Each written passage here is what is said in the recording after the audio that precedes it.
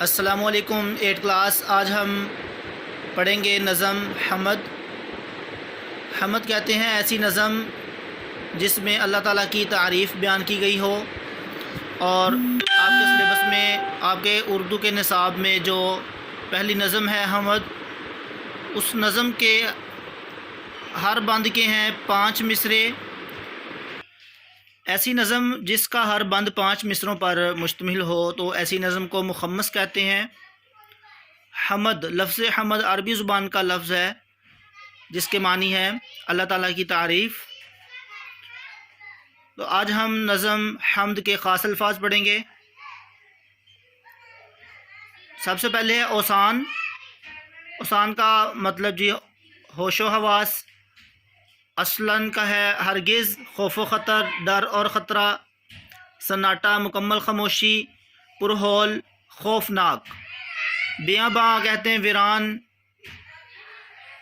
ویران جگہ کو بولتے ہیں لیک، لیکن سحر صبح کو کہتے ہیں مرگھٹ، ایسی جگہ جہاں ہندو اپنے مردوں کو جلاتے ہیں۔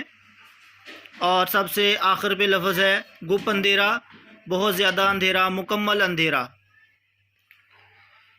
پہلا بند ہے ہمیشہ میری خدا پہ نظر، رات ہو دن ہو شام ہو کہ سحر، نہ اجالنے میں ہے کسی کا ڈر، نہ اندھیرے میں کوئی خوف و خطر، کیونکہ میرا خدا ہے میرے ساتھ۔ ہمیشہ کہتے ہیں سدا۔ دوسرے بند کا آخری لفظ ہے سحر۔ صبح کو کہتے ہیں اجالے سے مراد روشنی، خوف و خطر ڈر اور آفت یا ڈر اور خطرہ۔ دوسرا بند ہے شام کا وقت یا سویرا ہو، سویرا صبح کو بولتے ہیں، چاندنی ہو کہ گپ اندھیرا ہو، چاندنی چاند کی روشنی، گپ اندھیرا بہت تاریکی۔ عزیز طلبہ، ان الفاظ کے معنی کو اپنی بک پر لیڈ پینسل سے لکھیں اور انڈر لائن کریں۔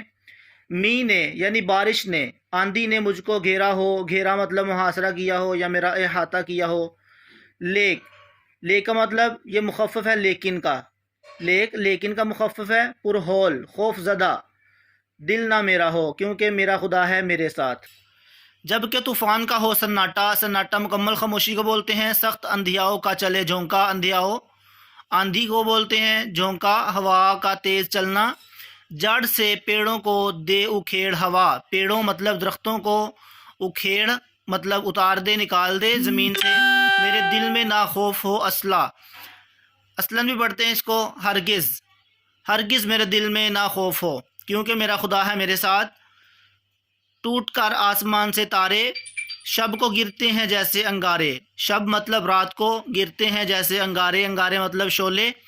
وہم کرتے ہیں، وہم مطلب شک کرتے ہیں لوگ بیچارے، عاجز لوگ، لاچار لوگ، میں نہ گھبراؤں خوف کے مارے کیونکہ میرا خدا ہے میرے ساتھ۔